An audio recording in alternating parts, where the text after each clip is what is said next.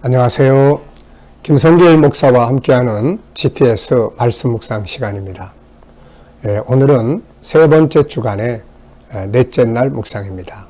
넷째 날 묵상의 주제는 하나님의 마음을 느끼고 또 하나님의 주님과 소통하고 또 하나님의 관점에서 세상을 보는 그것을 주제로 묵상을 하게 됩니다. 같은 사건이라도 사람의 관점에서 보는 것과 또 하나님의 관점에서 보는 것은 많이 틀립니다. 우리가 요한복음 9장을 보면은 이제 어려서부터 소경된 사람이 있었죠. 이 사람을 보고 제자들은 누구 죄 때문입니까? 자기 죄입니까? 부모 죄입니까? 이렇게 묻죠. 그때 예수님께서는 누구 죄 때문이 아니라 하나님의 일을 이루기 위해서다. 하나님이 하시는 일을 나타내기 위해서다. 이렇게 말씀하죠. 같은 사건인데 제자들의 관점에서 보는 것과 예수님의 관점에 보는 것이 이렇게 다르다는 것을 알 수가 있습니다. 자, 오늘 하루는 무엇을 하시든지 하나님이 이럴 때 어떤 마음이 드실까? 주님이라면 어떻게 하실까? 또 주님 어떻게 할까요? 그러면서 주님과 소통하면서 주님의 관점에서 세상을 보는 그래서 세상을 승리하는 복된 하루가 되시기 바랍니다. 자, 오늘도 먼저 그림을 정리를 해보죠. 처음 보는 사람들은 아마 이 그림을 보면서 이게 도대체 무슨 그림일까 하는 생각을 가질 수 있는 그림인데요. 정답을 찾기보다는 느낌을 적어 보시면 됩니다. 저는 이 그림을 보면서 일단은 이 그림은 계시록 18장에 그 맷돌을 들고 맷돌을 바다에 던지는 그 천사의 그림이에요. 그래서 이 세상이 다시는 나타나지 않을 거다 해서 이제 인본주의가 지배하는 이 세상이 영원히 사라질 것을 보여주는 바로 그런 상황입니다. 그래서 맷돌을 들고 나타나서 바다에 던져버리는 그런 천사의 모습이죠. 근데 좀 너무 이렇게 무섭게 나타난 것 같아요. 그래서 이 그림을 보면은 좀 두렵다, 또 신비스럽다, 또 어떤 일들이 벌어질까 이런 궁금함도 생각을 하게 됩니다.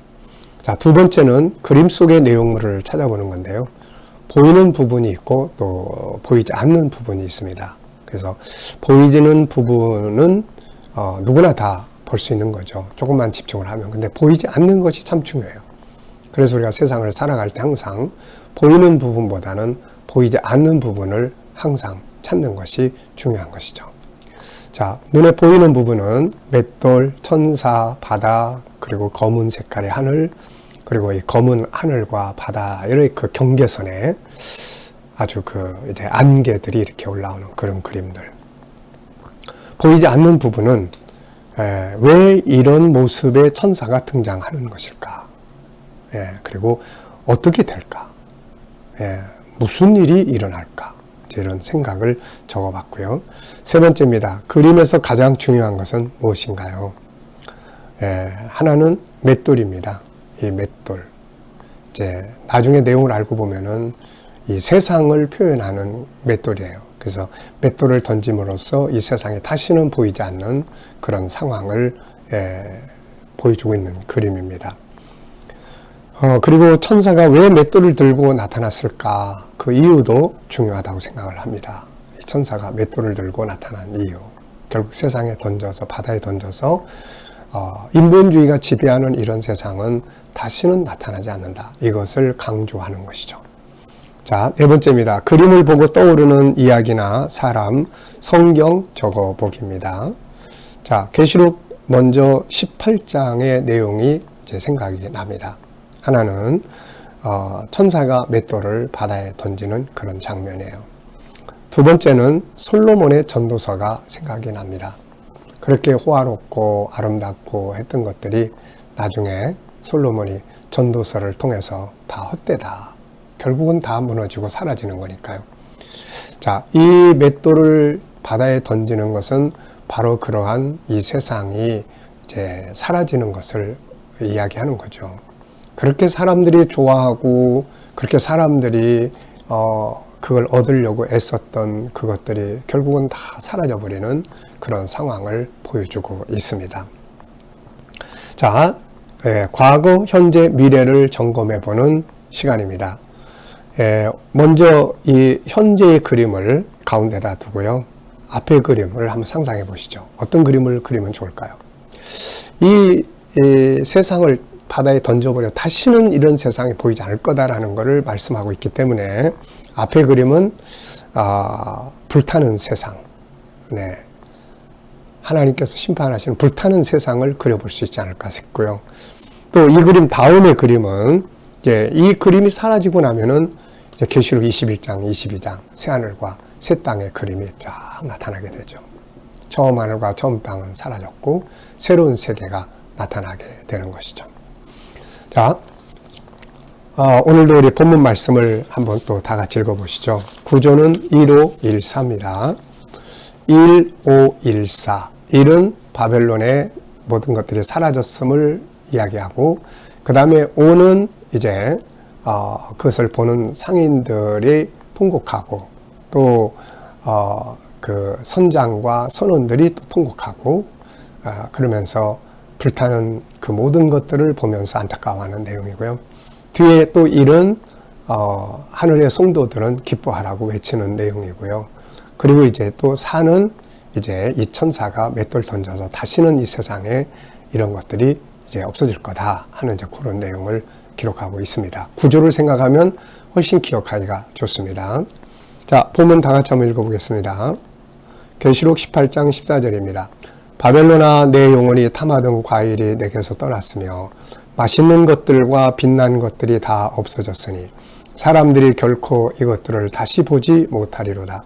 바벨론으로 말미암아 치부하니 상품의 상인들이 그의 고통을 무서워하여 멀리 서서 울고 애통하여 이르되 화이또다 화이또다 큰 성이여 세마포옷과 자주옷과 붉은 옷을 입고 금과 보석과 진주로 꾸민 것인데 그러한 부가 한 시간에 망하였도다.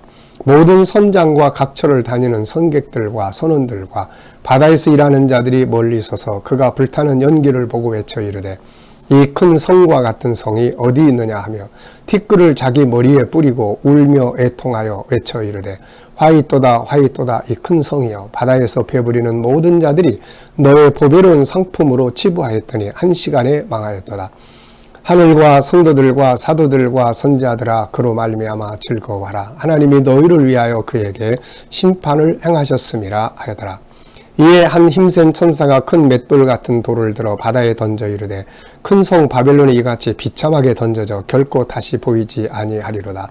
또 검은 고 타는 자와 풍류 타는 자와 퉁소 부는 자와 나팔 부는 자들의 소리가 결코 다시 내 안에서 들리지 아니하고 어떠한 세공업자든지 결코 다시 내 안에서 보이지 아니하고 또 맷돌 소리가 결코 다시 내 안에서 들리지 아니하고 등불빛이 결코 다시 내 안에서 비치지 아니하고 신랑과 신부의 음성이 결코 다시 내 안에서 들리지 아니하리로다.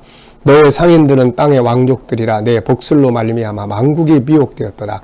선지자들과 성도들과 및 땅 위에서 죽임을 당한 모든 자의 피가 그 성중에서 발견되었느니라 하더라. 아멘.